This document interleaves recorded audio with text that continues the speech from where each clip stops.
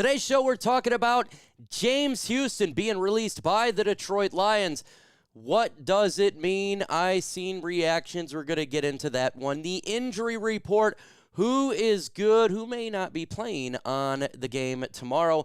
Daniel Jones, could he be a Detroit Lion? Dan Campbell was asked about that. Playoff scenarios. The Lions right now could make the playoffs by the end of this weekend. We're going to go through the scenarios to where they can lock it up and be the first team to lock it up. Carlton Davis, an article came out about potentially him not coming back to Detroit. And rumors video right there. So we're going to talk about the Carlton Davis. Should the Lions re-sign him? With that said, let's get it started.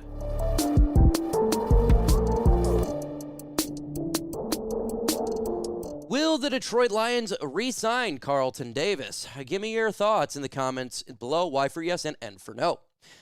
Again, but really quick, the game is tomorrow. That's 12:30, not 1 p.m. So if you're not new to the Thanksgiving Day game, again, it is 12:30. Lions are favored by 10.5 points. The total over-under is 48. The big news here, though, is that the Detroit Lions released pass rusher linebacker James Houston. Just happened here. And Dan Campbell spoke, says, we had James up for a number of games. He came back off the injury and got back, and it never quite worked out. Campbell said, look, wish him the best of luck. Sometimes you just need a fresh start, and this could be great for him. Reactions went crazy. He said, Mike, why didn't you make a breaking news video about this? Why, really?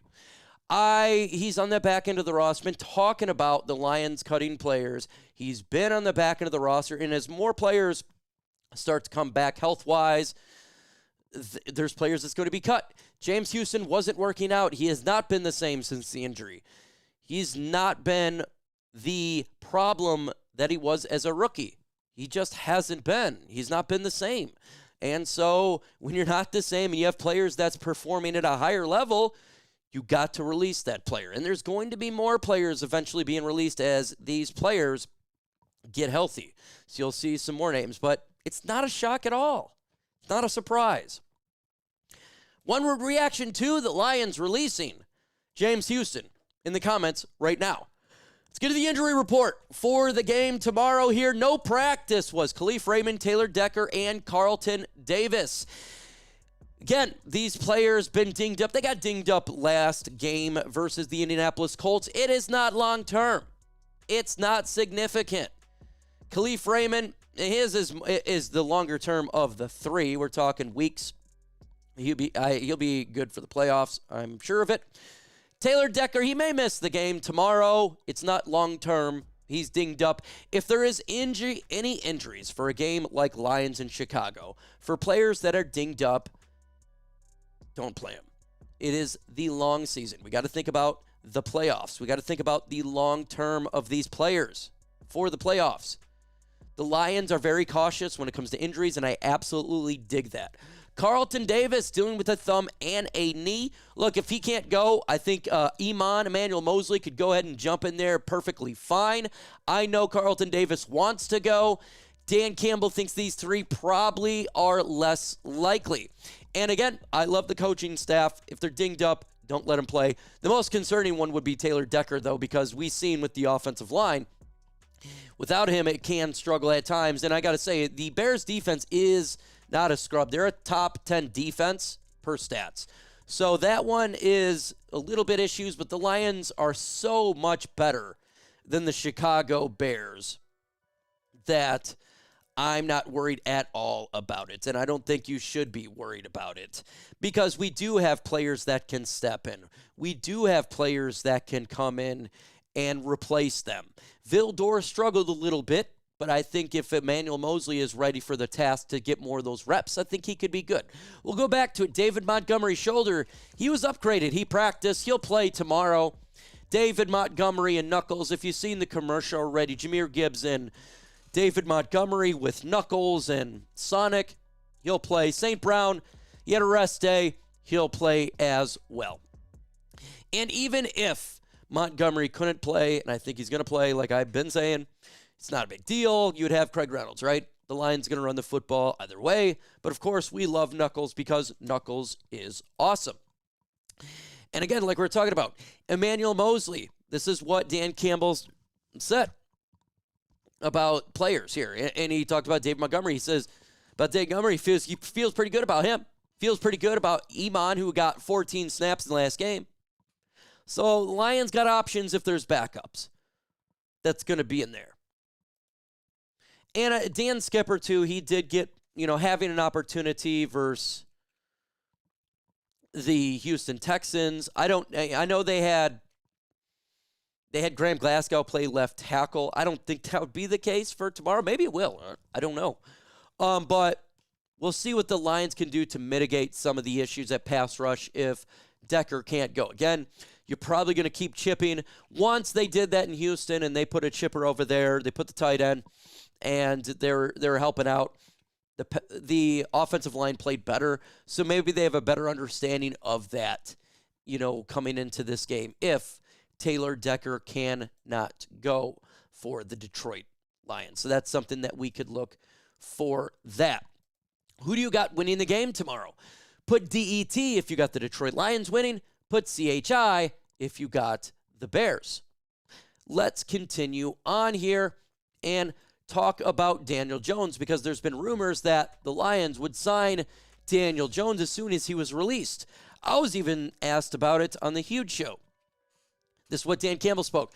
We haven't really talked about that, Campbell said. I mean, the names have come up, but it's not like we sat down and talked about that, so I don't want to give you a yes or a no. Of course the Lions have talked about that. Of course they are. So has other teams. I've talked about this. Of course. You have to, right? If you have the ability to upgrade any position on a football team, you do it. Here's the thing. Multiple teams, I'm sure, have done this. Daniel Jones is probably going to do what's best for Daniel Jones. That would be probably the Minnesota Vikings, the Baltimore Ravens, the Vegas Raiders, teams of that nature. He could come to a backup if he wanted to play for a playoff team. If this is what he'd do, and maybe he does, I don't know. If he wanted to do this route, Detroit would be a great option. I think it would have to come down to contract.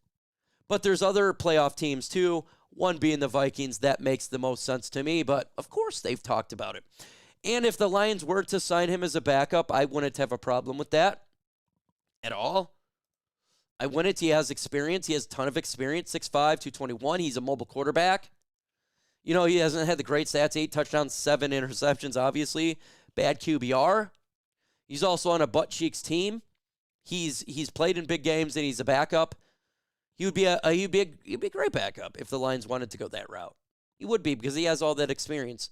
And you never know if there's an injury, right? So I think it would be more on him. What does he want, to not just to what the Lions want too? So we got to put that as an understanding in the game. Let's go and talk about playoff clinching scenarios. This weekend, the Lions can clinch the playoffs, and here's how. Multiple scenarios for this to occur. For the Lions to clinch the playoffs this weekend, something that we don't want to happen has to happen, and that's an Arizona loss, by the way. So I don't want the Lions to clinch the playoffs this weekend. San Francisco loss. That you have to have a San Francisco loss first for tomorrow. So that's important. And San Francisco, they are playing the Buffalo Bills, so they probably will lose that game. You got the Arizona Cardinals. They're facing the Minnesota Vikings. Now, the likelihood of the Vikings winning, I don't know. I actually think that the Cardinals probably should be favored in this game. But we want the Minnesota Vikings to lose. Okay? So that's there. So if Arizona loses, San Francisco loses, that's a part of it. Seattle must lose. They're facing the New York Jets. I think that's going to be tough. The Jets are a butt-cheeks team. But, of course, we want Seattle to lose. And then Tampa Bay loss or tie. All those together would result in that as well. And they're facing the Carolina Panthers. Second scenario, San Francisco loss, Arizona loss, Seattle tie, Tampa Bay loss. Third, San Francisco loss, Arizona loss, Seattle loss, Washington loss, Atlanta loss. So Washington, they could lose, but they're facing the Titans. They're probably going to win.